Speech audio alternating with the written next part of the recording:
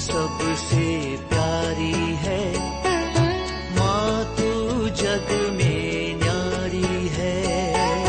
माँ तू सबसे प्यारी है, माँ तू जग में न्यारी है। अपने आंचल में रखना, अपने आंचल में रखना, हमें वरदानों से भरना। माँ तू सबसे प्यारी है, माँ तू जग में न्यारी है। माँ तू सबसे प्यारी है, माँ तू जग में न्यारी है। पिता, पुत्र और पवित्र आत्मा के नाम पर आमीन। आप सबों को जय यीशु। हम लोग इन दिनों में पवित्र यूक्रिस्त के विषय में, उसके रहस्यों के विषय में हम लोग सीखते आ रहे हैं। बीती क्लासों में हम लोगों ने देखा पुराने विधान में ऐसे कई जगह है पवित्र यूक्रिस्त के विषय में लिखा हुआ है।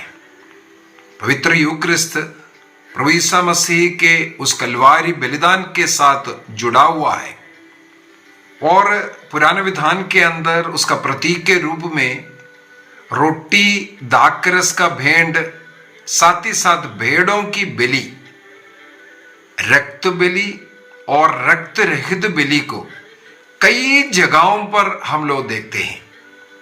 तो बीती क्लासों में हम लोगों ने इस प्रकार के बलियों के विषय में, सबसे पहले एक बलिवेदी बनाने वाला नूह के विषय में, इसके बाद अब्राहम का जीवन बलिवेदी से ही जुड़ा हुआ था।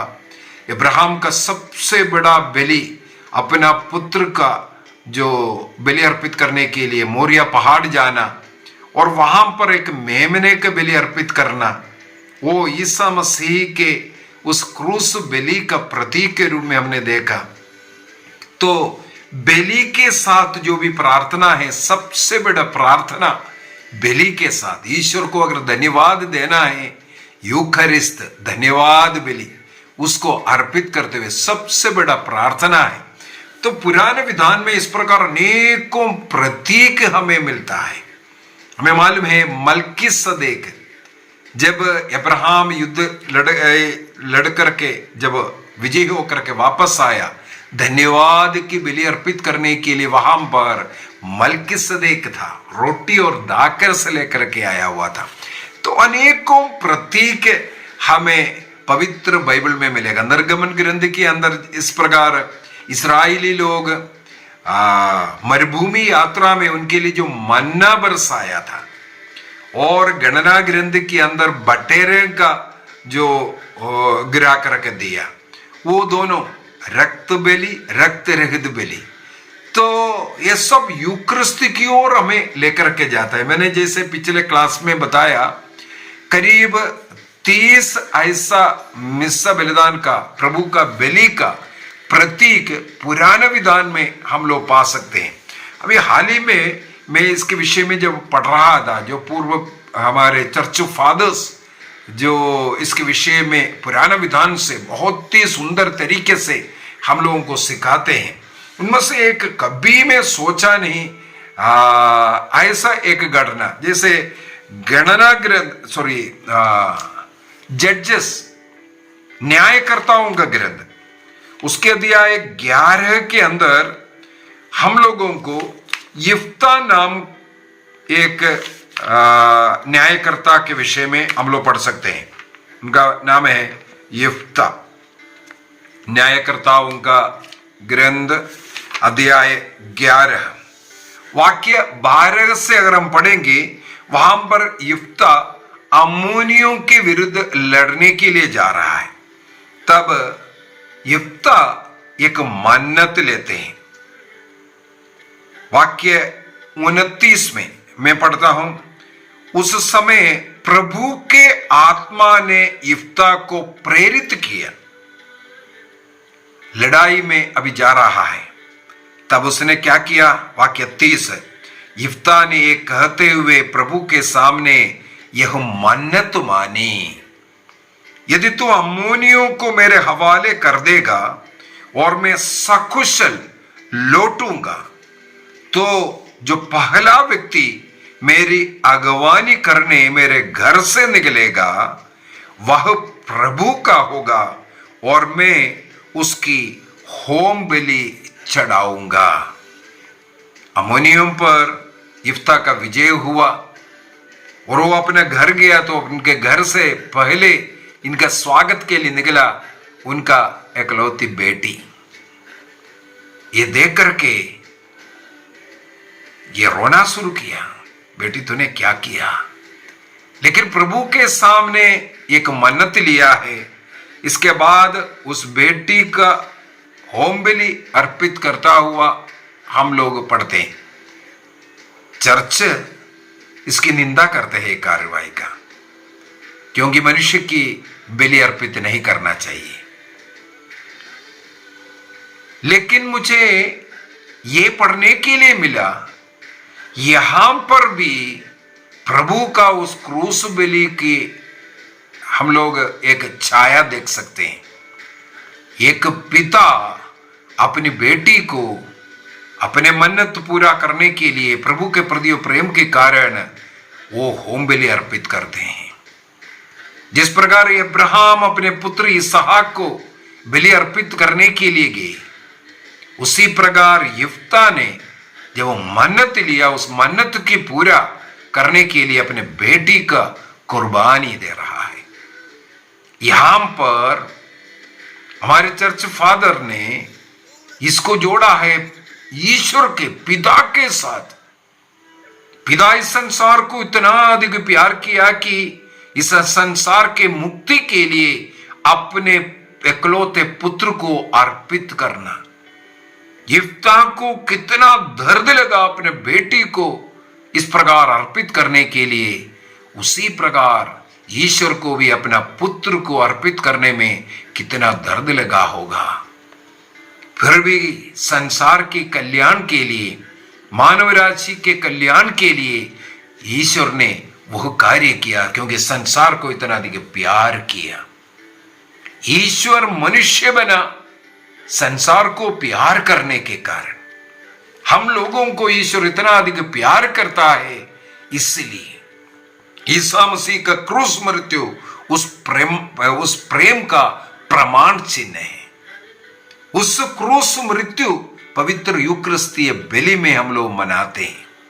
यदि हम लोग नए विधान को भी आज के इस क्लास में मैं नए विधान में घुसना चाहूंगा।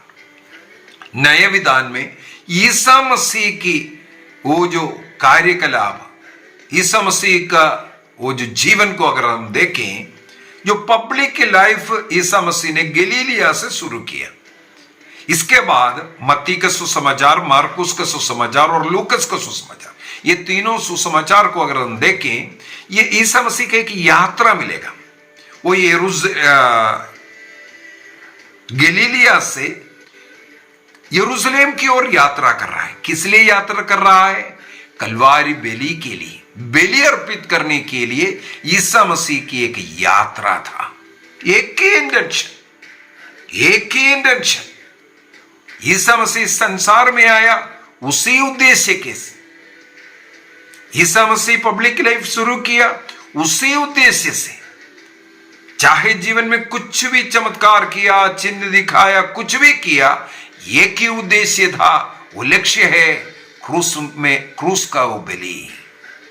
अपने को बलि अर्पित करने के लिए ईसा मसीह संसार में आया था। उस बलि के द्वारा मानव जाति का उद्धार हो जाए। यदि मत्ती का सुसमाचार, मार्कुस का सुसमाचार, लूकस का सुसमाचार, इन तीनों सुसमाचारों को अगर हम पढ़ेंगे, ईसा मसीह की एक यात्रा हमें मिलता है। एक यात्रा गलीलिया से शुरू होकर वो यरूशलेम जाकर के पहुंचते हैं। इस यात्रा में प्रभु ईसा मसीह ने क्या किया, इसको अगर हम देखें, वहां पर भी हमें प्रभु का उस क्रूस मृत्यु का, उस बलिदान का, यूकरिस्त का चिन्ह हमें कई जगहों पर मिलते हैं। मैं थोड़ा सा मत्ती का एग्जाम्पल ले लेता हूं, मत्ती का सुसमाचार का एग्जाम्पल। मत्ती, मरकुस, लूकस, मैंने कहा ये तीनों सुसमाचार एक ही प्रकार का ईसा मसीह की एक यात्रा का वर्णन है। यदि हम लोग बाइबल को अच्छी तरह पढ़ करके जाएंगे, एक एक जगह को अगर अंकित करते भी जाएंगे, हम लोगों को मिलेगा गलीलिया से यरूशलेम की ओर प्रभु का एक यात्रा, वहां पर जाकर के यात्रा पूरा कर रहा है, क्रूस बेली के साथ यात्रा पूरा कर रहा है। तो इस यात्रा में प्रभु ईसा मसीह ने पवित्र यूकरिस्तीय बलि, इस क्रूस बलि के लिए क्या क्या करके आया, उसको हम लोग देखते हैं। सबसे पहले मैं लेकर के जाना चाहूंगा मत्ती का सुसमाचार अध्याय 14। मत्ती का सुसमाचार अध्याय 14 में योहन बपतिस्ता का हत्या का खबर सुन करके प्रभु ईसा मसीह अपना कार्यकलाप शुरू कर रहा है। इसके बाद ये खबर, ये समाचार सुनकर वाक्य 13 में लिखा है, ईसा मसीह उस समाचार सुनकर के वहां से हट गए और नाव पर चढ़कर एक निर्जन स्थान की ओर चल दिए। बाइबल के अंदर यहां का प्रभु का जो पीछे हटना कुछ न कुछ आगे एक बड़ा कार्य करने जा रहा है, इसको इसकी ओर संकेत करता है। अभी आगे क्या है, वाक्य 15 से अगर हम पढ़ेंगे, वहां पर लिखा हुआ है ईसा मसीह संध्या होने पर, इसके बाद वाक्य 14 में, नाव से उतरकर ईसा ने एक विशाल जन समुदाय को देखा और उन लोगों पर प्रभु ईसा मसीह तरस आया। शाम हो गया, अभी शिष्य लोग बोला इन लोगों को विदा कीजिए, लोगों को जाने दो। तब प्रभु ईसा मसीह कहते हैं इन लोगों को तुम लोग ही इन्हें खाने के लिए दे दो, क्योंकि ईसा मसीह को मालूम है ये क्या करने जा रहा है। तब शिष्य लोग कहते हैं हमारे पास इधर तो केवल 5 रोटी और 2 मछलियां हैं, बस 5 रोटी और 2 मछलियां हैं, इसके सिवा हमारे पास कुछ नहीं है। अब यहां पर कितना हजारों की संख्या में लोग भीड़ लगाया हुआ है। वहां आगे लिखा हुआ है केवल पुरुषों का भी किसका गिनती होता है, 20 साल से जो 50 साल का जो लड़ाई करने लायक लोग हैं उनकी गिनती होता है। उनकी गिनती में वो 5000 था। बाकी लोगों का देख लीजिए, कम से कम 10-15 हजार बाकी लोग, 15-20 हजारों का एक भीड़ था वहां पर। केवल यहां 5 रोटी और 2 मछलियां हैं। तब प्रभु ने क्या कहा, उन्हें मेरे पास लेकर के आओ। और ईसा ने लोगों को घास में बिठाने का आदेश दिया। वहां पर प्रभु ने उन 5 रोटियां और 2 मछलियां ले ली। मैं कई बार पवित्र यूकरिस्तीय बलि का जो बारे में जो सिखाया, 4 बातें बता करके देता हूं। पवित्र यूकरिस्त बलि में 4 कार्य ईसा मसीह यहां पर करता हुआ हमें मिलेगा, वो हर जगह पर मिलेगा। वो 4 कार्य है। सबसे पहले रोटी को लेना। इसके बाद क्या किया ईसा मसीह ने, दूसरी बात ये किया है, उस रोटी पर आशीष की प्रार्थना किया। इसके बाद तीसरा है, उस रोटी को प्रभु ने तोड़ दिया। चौथा है, उसको खाने के लिए दे दिया। ये 4 कार्य ईसा मसीह ने अंतिम भोजन के समय पर भी ये 4 कार्य किया। रोटी को लेना और आशीष की प्रार्थना या धन्यवाद की प्रार्थना पढ़ना, तीसरा उसके तोड़ना, चौथा उसको खाने के लिए देना। ये 4 कार्य जहां कहीं भी यूकरिस्तीय बलि अर्पित करता है किया जाता है। लेना, आशीष की प्रार्थना या धन्यवाद की प्रार्थना। आशीष की प्रार्थना कहां पढ़ते हैं, जहां यहूदी लोग हैं वे लोग भोजन करने के पूर्व में अपने भोजन के ऊपर वो आशीष की प्रार्थना पढ़ते हैं। लेकिन गैर यहूदी लोग भोजन के पहले उस रोटी देने वाला प्रभु को धन्यवाद देते हुए धन्यवाद की प्रार्थना पढ़ते हैं। यहां पर हम लोग देखते हैं आशीष की प्रार्थना पड़ी। इसके मतलब है ये जो क्षेत्र है, ये जो लोग, जो भीड़ है, वो यहूदियों का भीड़ है। यहां पर एक और बात हमें समझने की जरूरत है। उस जमाने में यहूदी और गैर यहूदी बहुत शत्रुता है, एक दूसरे से मेल मिलाप नहीं, एक दूसरे के गांव में भी प्रवेश नहीं कर सकता। जैसे आज का हमारे मणिपुर का हालत उसके लिए उदाहरण है। मेतेई और कुकी के बीच में जो शत्रुता, वो जो दीवार खड़े हो गया, इसी प्रकार था यहूदी और गैर यहूदियों के बीच में। यहां पर हम लोग देखते हैं प्रभु यीशु मसीह ने उस रोटी पर आशीष की प्रार्थना पड़ी, अर्थात यहां पर जो समुदाय है, जन समुदाय है, वो यहूदी लोग हैं। दूसरा एक और चिन्ह है, वाक्य 20 में हम लोग पढ़ते हैं, सबों ने खाया, खाकर के तृप्त हुआ और बचे हुए टुकड़ों को 12 टोकरे भर दिए। यहां पर जो हिंदी में 12 टोकरे लिखा है, लेकिन यूनानी भाषा में, ग्रीक भाषा में इस बाइबल को जो लिखा, वहां पर इसके लिए शब्द है, टोकरे का शब्द है कोफिनोस। कोफिनोस वो टोकरा है जो यहूदी लोग अपने लिए रोटी लेकर के जाने वाला। इसका मतलब यहां पर जो टोकरा कोफिनोस मिला, इसका मतलब यहां यहूदी भीड़ है। इसका मतलब ईसा मसीह ने इस 5 रोटी का ये जो चमत्कार है यहूदियों के बीच में किया। इसका मतलब एक और है, ईसा मसीह ने यहूदियों का एक यूकरिस्तिया रोटी का समुदाय का गठन किया। यहां भीड़ इसके बाद ईसा मसीह को फॉलो करने लगे, क्योंकि उन्होंने एक महान चमत्कार देखा। इस प्रकार एक कलीसिया, एक यहूदी कलीसिया यहां पर स्थापित किया। इसके बाद अगर अगला अध्याय में, वाक्य अध्याय 15 में अगर हम लोग जाएंगे, वहां पर भी इसी प्रकार कुछ हमें पढ़ने के लिए मिलेगा। वो क्षेत्र कहां है हम लोगों को मालूम है। वाक्य 21 से जो कनानी स्त्री, कनानी लोग, इसका मतलब गैर यहूदी लोग, वहां रहने वाला प्रभु यीशु मसीह वहां से सीदोन और तीरुस प्रांतों में गया करके भी लिखा है। वाक्य 21 में लिखा, ईसा ने वहां से विदा होकर तीरुस और सीदोन प्रांत गया। तीरुस और सीदोन प्रांत गैर यहूदियों का क्षेत्र है। 14 में यहूदी क्षेत्र में था, अभी 15 में हम लोग देखते हैं गैर यहूदी क्षेत्र में, वहां से विदा किया। इसका मतलब वहां से भी हट गया। मैंने पिछले घटना में भी बोला था, ईसा मसीह यूहन्ना बपतिस्ता का मृत्यु का खबर सुनकर के वहां से हट गए कर गए। उसी प्रकार यहां लिखा है, वो वहां से विदा लिया, विड्रॉ किया, अपने को विड्रॉ कर करके सीदोन और तीरुस प्रदेश जा रहा है। इसका मतलब वहां पर भी अब एक चमत्कार होने वाला है। वाक्य 29 से प्रभु यीशु मसीह वहां से चले गए और गलीलिया के समुद्र तट पर पहुंचे और एक पहाड़ी पर चढ़ करके वहां बैठ गया। और भीड़ की भीड़ प्रभु यीशु मसीह को सुनने के लिए अंधे, लंगड़े, लूले, गूंगे सब लोगों को लेके आए। ईसा मसीह उन्हें चंगाई दिया।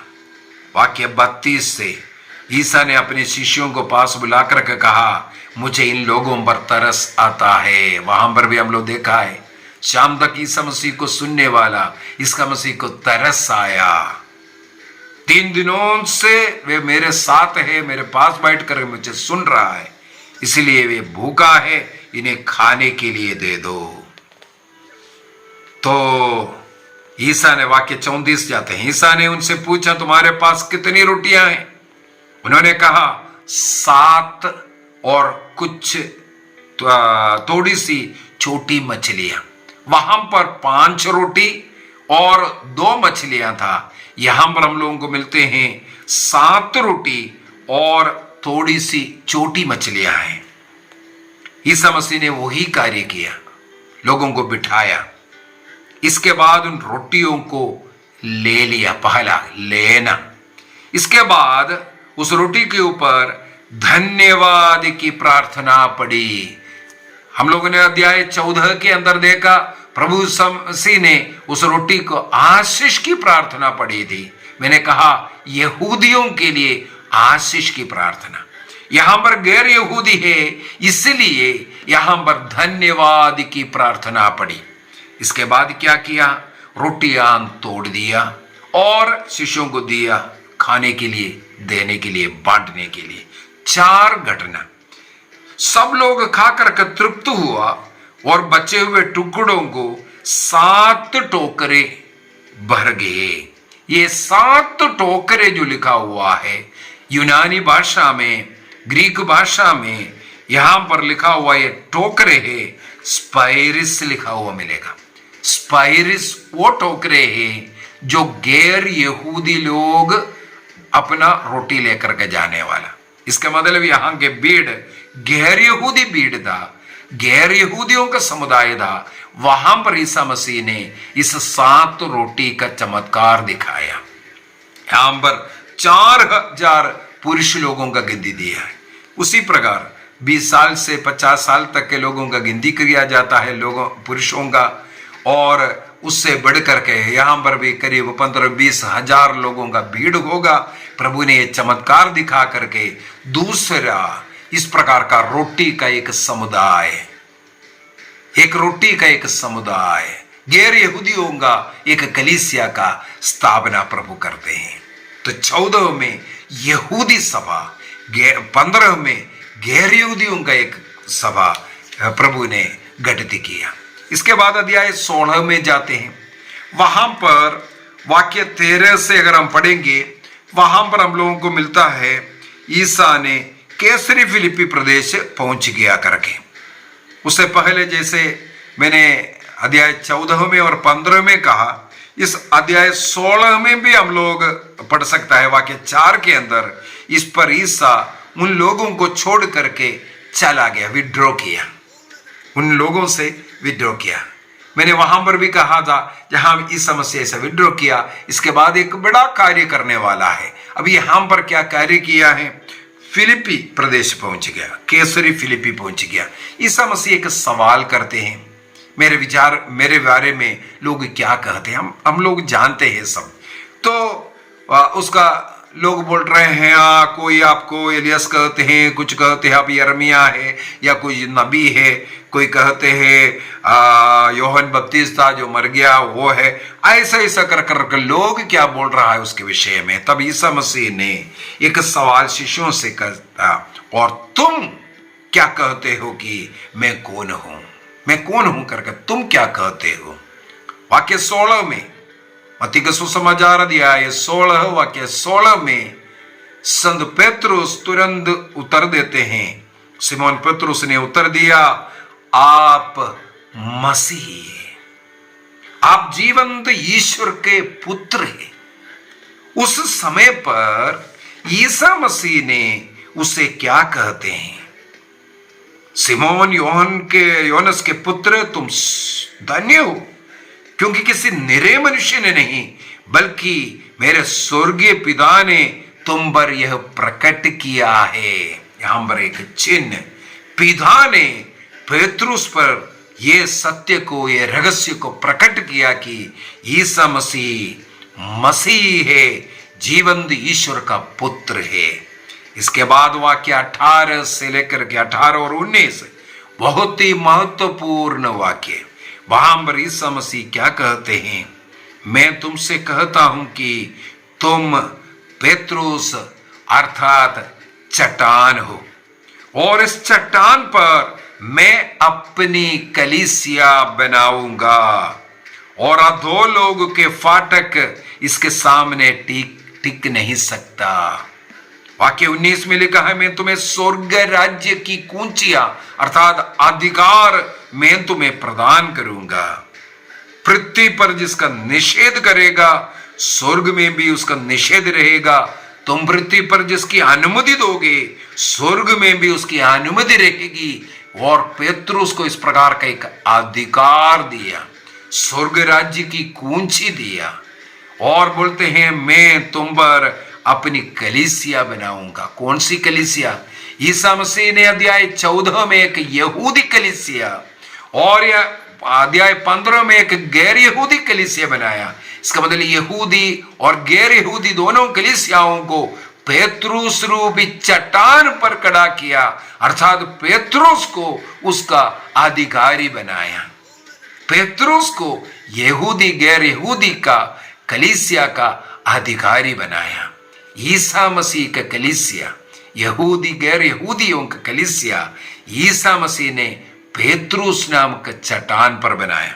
इसके बाद तुरंत क्या है, प्रभु ईसा मसीह का दुख भोग अर्थात क्रूस मृत्यु का पहला भविष्यवाणी, इसके बाद दूसरा भविष्यवाणी, इसके बाद तीसरा भविष्यवाणी।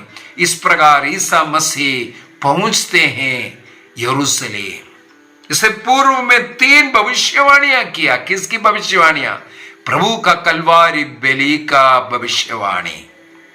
वो बलि का पूर्व संध्या पर अध्याय 26 में जाते हैं, वहां पर हम लोग देखते हैं मत्ती का सुसमाचार उसके अध्याय 26 वाक्य 26 से अगर हम पढ़ेंगे, वहां पर प्रभु ने इस अंतिम भोजन के समय पर पवित्र यूकरिस्ट की स्थापना करता हुआ हम लोग पाते हैं। वहां पर हम लोग पढ़ते हैं, भोजन करते समय ईसा ने पास्का भोज, एक क्लास में आगे लूंगा, पास्का भोज में क्यों यूक्रिस्तीय बलि की स्थापना किया। ये पास्का भोज है, पास्का भोज के समय पर यूक्रिस्तीय बलि क्यों स्थापित किया, आगे एक क्लास लूंगा। यहां पर केवल इतना, वो भोजन करते वक्त अर्थात पास्का भोजन करते वक्त ईसा ने रोटी ले ली और धन्यवाद की प्रार्थना पढ़ी। देखो, रोटी लेना पहला, धन्यवाद की प्रार्थना पढ़ना दूसरा, उसे तोड़ना तीसरा। इसके बाद अपने शिष्यों को देते हुए कहा, ले लो और खाओ, यह मेरा शरीर है। इसके बाद उन्होंने दाखरस भरा कटोरा लेकर के कहा, यह मेरा रक्त है, विधान का रक्त, जो बहुतों की पाप क्षमा के लिए बहाया जा रहा है। यहां पर खत्म नहीं हुआ। ये पास्का बलिदान कहां खत्म हुआ? कलवारी के उस क्रूस पर वो बलि खत्म हुआ, पूर्ण हुआ।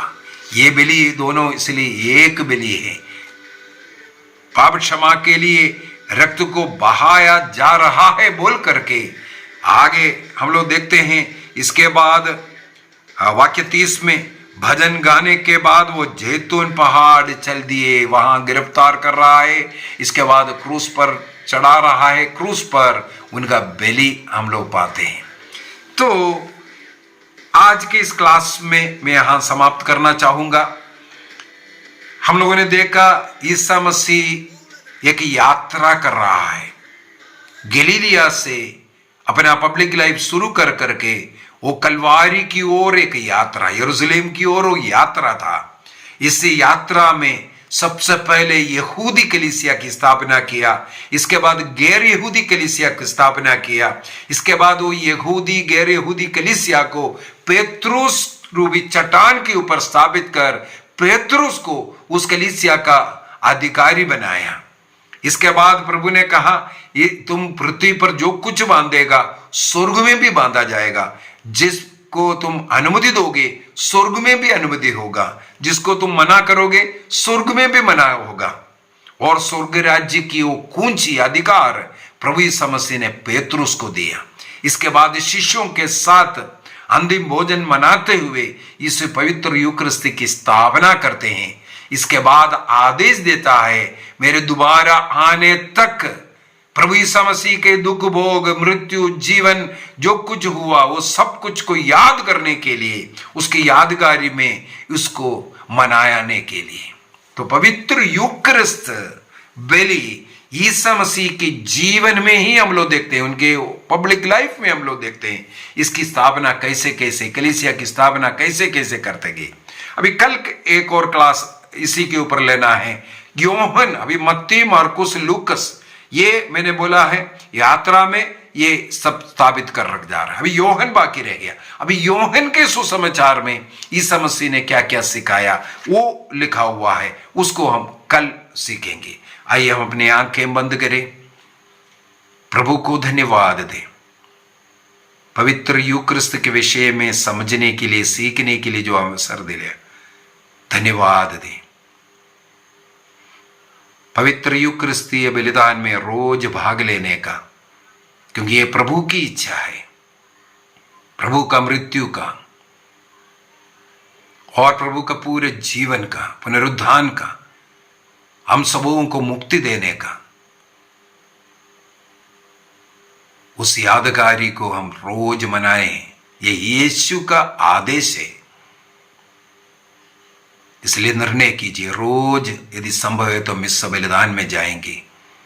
इतवार और हुक्म पर्व पर नियम के अनुसार हमें जाना ही है और योग्य रीति से प्रभु का शरीर और रक्त को ग्रहण करेंगे। मैं इस समय पर जितने भी लोग मुझसे प्रार्थनाएं मांगे हैं, सबों को याद करता हूं और प्रभु के उस बलिवेदी में मैं अर्पित करता हूं।